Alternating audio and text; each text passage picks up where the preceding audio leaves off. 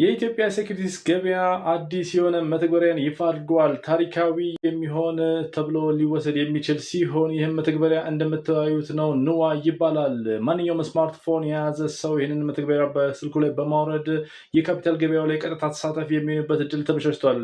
ከዚህ ቀደም እንግዲህ ለአንድ ዓመት ያህል ካፒታል ገበያው በተለይ አክቲቭ ሆኖ እየሰራ ባለበት ወቅት እየተሳተፉ የሚገኙ ካምፓኒዎች ወይም ትላልቅ ኢንስቲትዩሽኖች ሲሆኑ በተለይ እንደ ባንክ ያሉ እንደሆኑ ይታወቃል። ነገር ግን አሁን በዚህ በንዋይ አፕ ምክንያት እያንዳንዱ ተራው ዜጋ የመሳተፍ እድል ተፈጥሮለታል ማለት ነው። እንደ ኢንቨስተር እዚህ ላይ ራሳችንን በመመዝገብና ያሉትን የገበያ ከፍ ማለት ዝቅ ማለትና እያንዳንዱ ለሽያጭ የቀረቡ አክሲዮኖችንና የተለያየ ግብይቶችን በመቃኘት የራሳችንን ኢንቨስትመንት በማድረግ በመግዛትና በመሸጥ የተሻለ የገንዘብ እንቅስቃሴ መፍጠር የምንችልበት እድል ነው እንግዲህ የተፈጠረው። እናም ይህንን አፕሊኬሽን እውነት ለመናገር ስልካችን ላይ ሊኖር የሚገባ ግዴታ የሆነ አፕሊኬሽን እንደሆነ ነው እኔ በበኩሌ ለመሰክር የሚገባው።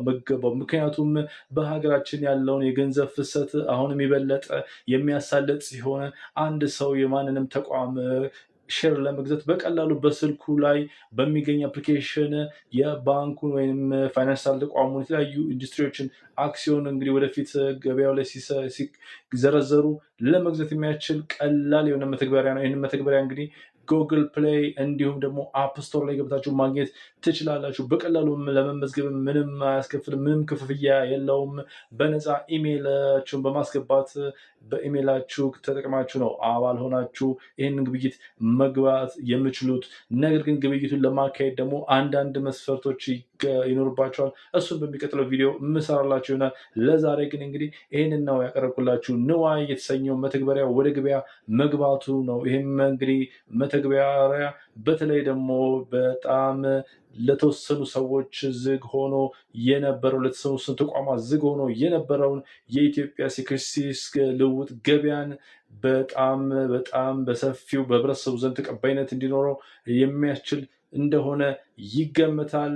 ሁላችንም አሁን ስልካችን እናውጣና ንዋይ ብለን እንጻፍ ከስልካችን አፕሊኬሽን ላይ ወይንም ደግሞ በአይኦኤስ አንድሮይድ አፕ ስቶር ላይ በመግባት እያንዳንዳችን ይህንን አፕሊኬሽን በማውረድ እንድንመዘገብ ጥሬን አቅርባለው።